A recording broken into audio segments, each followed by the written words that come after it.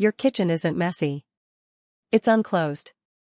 And there is a very specific difference between those two things.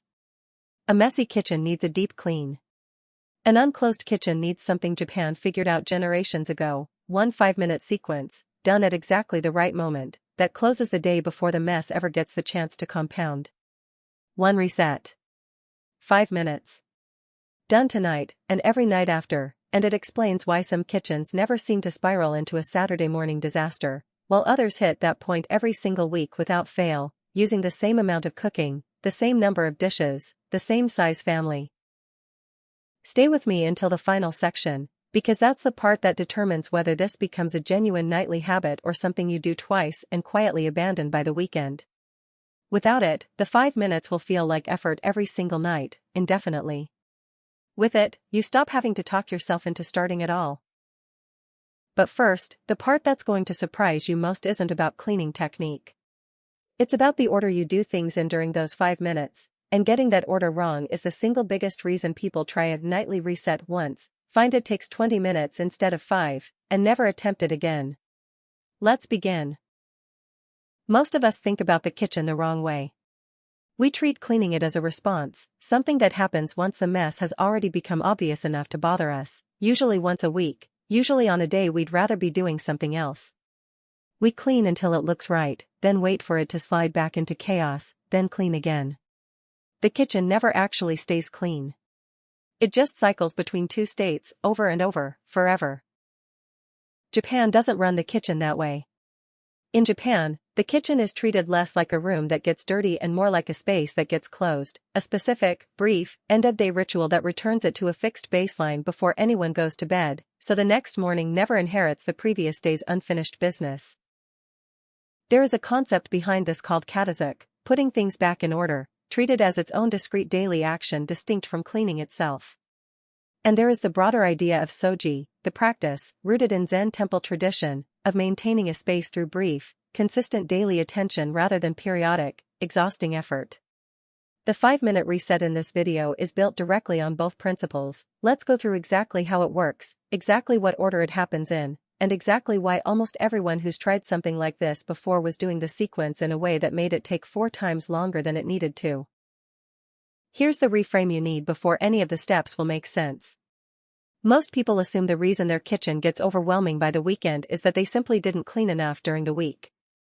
That's not usually what's actually happening. Here's the real mechanism.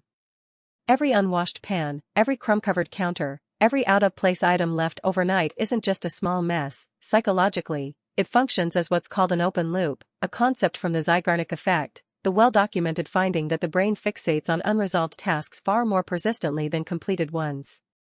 A single dirty pan left in the sink overnight doesn't just sit there physically.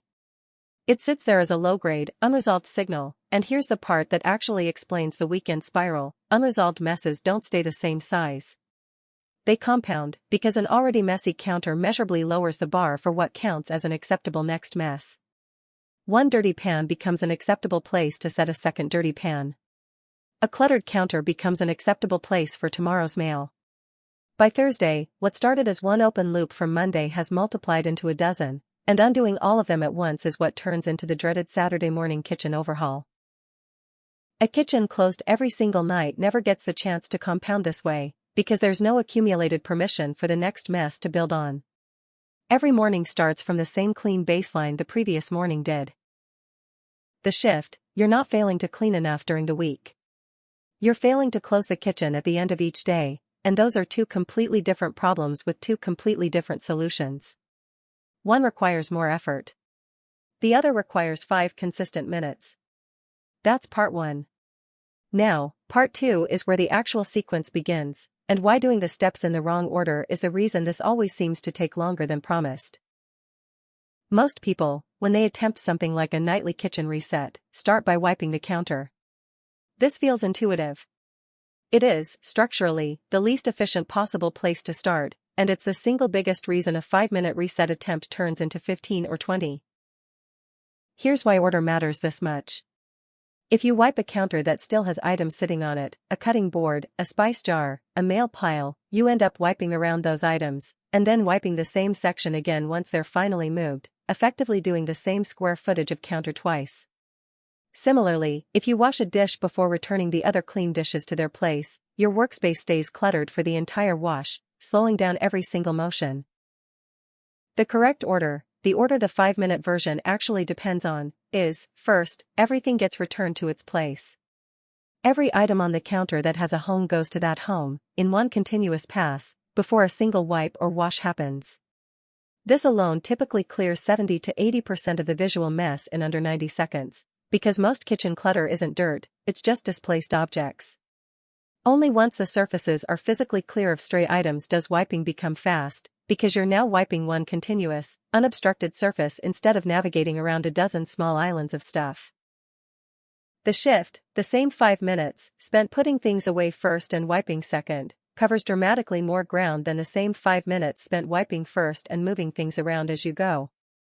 It's not a faster way of doing the same steps. It's the same steps, reordered, that stop working against each other. That's part 2. Now, part 3, and this is the specific timing detail that determines whether this reset takes 5 minutes or 20. This sounds like a minor scheduling detail. It is not minor, because the physical difficulty of this reset changes dramatically depending on when, relative to your last meal or cooking session, you actually do it. Here's the mechanism. Food residue left on a pan, a plate, or a counter becomes measurably harder to remove the longer it sits, oils solidify, starches dry into a bonded layer, sauce residue hardens into something that requires soaking or scrubbing rather than a single wipe. A pan wiped within the first 10 to 15 minutes after use typically needs one pass with a cloth or sponge. The same pan, left for 2 or 3 hours, often needs soaking, scraping, and significantly more water and effort to reach the same clean state. This is why the 5-minute version of this reset is only realistically a 5-minute version if it happens close to when the mess was created, right after the last dish is used, not after you've watched an hour of television and the pan has fully cooled and hardened on the stove. In Japan, this immediacy is part of what makes Katazuke sustainable as a daily practice at all. The task is tackled while it's still genuinely small, rather than allowed to harden, literally and figuratively, into something that requires real effort to undo. The shift, the same kitchen mess, addressed within 15 minutes of being created instead of 2 hours later, can be the difference between a genuine 5-minute reset and a 20-minute chore, using the exact same amount of food residue, just at 2 different points in how much it's had time to set. That's part 3. Now, part 4, and this addresses the specific trap that turns a 5-minute reset into something much longer almost every single time. This is the detail that, if skipped, quietly undoes the entire premise of this method. Once people start returning items to their place and wiping surfaces, there's a strong pull to keep going, to also scrub that stubborn spot on the stove, to also reorganize the pantry shelf that's been bothering you, to also finally deal with that drawer. Here's why resisting that pull matters more than any individual cleaning step. If the nightly reset sometimes takes 5 minutes and sometimes takes 25, depending on what side project you decide to tackle that night, your brain never learns to treat it as a small, low-effort, automatic task. It learns to treat it as unpredictable, sometimes easy, sometimes a real chore, and unpredictable effort is one of the most reliable ways to make a habit feel exhausting to start, even on nights when it would genuinely only take 5 minutes. This is the exact trap that causes most nightly cleaning routine attempts to collapse within 2 weeks, not because the daily task itself was too hard, but because it kept expanding into something bigger, which made starting it feel like a bigger decision than it should have been. The 5-minute limit is deliberately a hard boundary, not a suggestion. Deep cleaning, scrubbing, and reorganizing get their own separate time, a weekly or occasional session, completely disconnected from this nightly reset. The reset has exactly one job: return the kitchen to this morning's baseline. Nothing more, no matter how tempting the extra project looks in the moment. The shift, a nightly task that reliably takes 5 minutes, every single time, becomes automatic. A nightly task that sometimes takes 5 minutes and sometimes takes 25 never does, because your brain can't predict, walking into it, which version tonight is going to be. That's part 4. Now, part 5, and this is about exactly which 5 things happen, in order, so this stops being abstract and becomes something you can literally do tonight. Here's the sequence itself, broken into rough time allocations, so there's no ambiguity about what actually happens during those 5 minutes. Minute 1, everything on the counters that has a designated home gets returned there, in one continuous sweep, dishes to the sink, condiments to the fridge or pantry, utensils to their drawer, mail or unrelated items removed from the kitchen entirely. Nothing gets cleaned yet. This minute is purely about clearing, not cleaning. Minute 2, dishes, pots, and pans get handled, either washed immediately if there are only a few, or, if there are more than a handful, rinsed and placed to soak so tomorrow's actual wash takes seconds rather than requiring scraping off hardened residue. The goal here isn't necessarily a fully empty sink. It's preventing anything from hardening overnight. Minutes 3 and 4, surfaces get wiped, countertops first, since they're now clear from minute 1, then the stovetop, then the sink itself, dried rather than left damp, echoing the same wipe the sink dry every time principle behind the broader Japanese approach to kitchen and bathroom water areas, Mizumawari. Minute 5, a final visual scan of the whole kitchen, standing at the entrance, checking for anything still out of place, and one last look to confirm the space matches the state it was in that morning. This final minute is less about additional cleaning and more about closing the loop mentally, giving your brain the clear signal that the day's kitchen use is genuinely finished. The shift, 5 specific minutes, each with one clear job, is a completely different experience than to spend a few minutes tidying up as a vague intention, because a vague intention has no natural stopping point, and a 5-step sequence does. That's part 5. Now, part 6, and this is the mistake that quietly breaks the routine for people who've gotten everything else right. Here's something almost nobody accounts for when starting a routine like this: an occasional missed night isn't actually the problem. What happens on the night immediately after a missed night is. The mechanism is straightforward. Miss one night, and the kitchen the next morning has a slightly larger baseline mess than usual, a few extra dishes, a bit more clutter, but it's still manageable within the standard 5 minutes that evening, maybe 6 or 7 if you're being honest about it.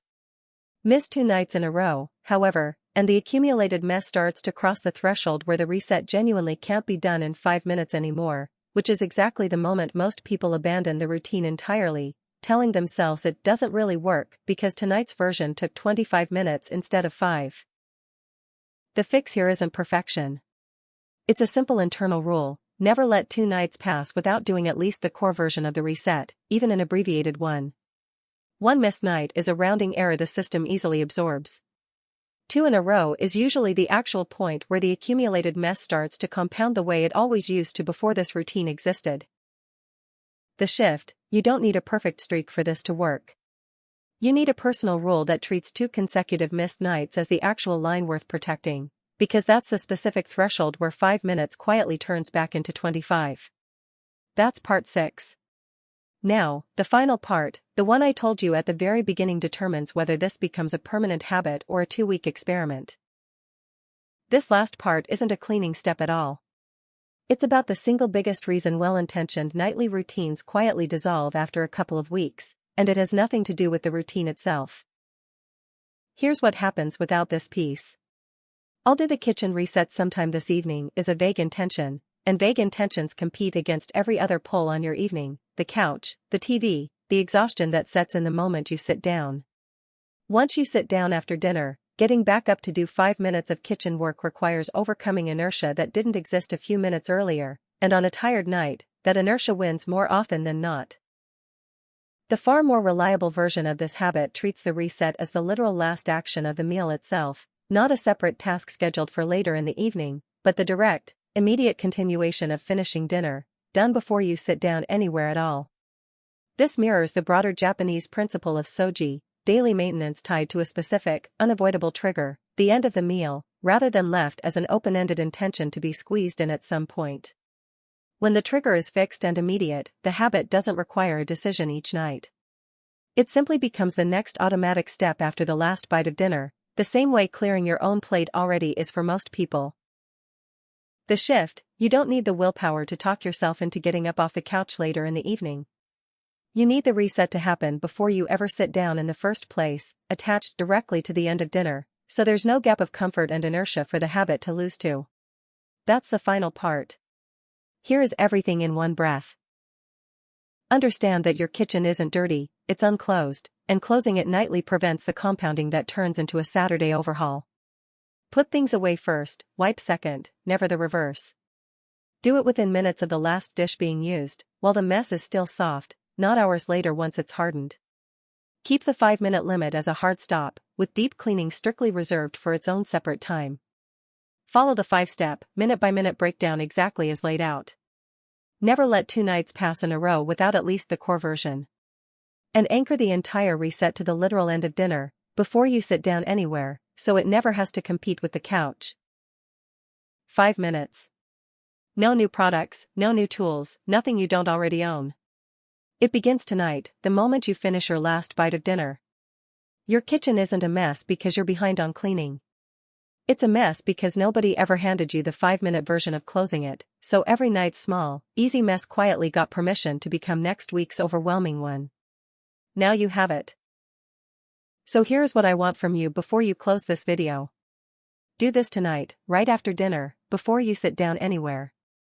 Then tell me in the comments how long it actually took you. Was it close to 5 minutes, or did you find yourself sliding into a deep clean you weren't supposed to be doing yet? Tell me exactly what happened in the comments right now, because naming what tripped you up is how you'll actually stick with this the second night, and the third, and every night after, and someone reading your comment might recognize their own kitchen in it and finally decide to try it themselves. If this changed how you think about your kitchen, send it to the one person you know who dreads their Saturday morning cleanup every single week. They're 5 minutes tonight away from never having that Saturday again. I'll see you in the next one.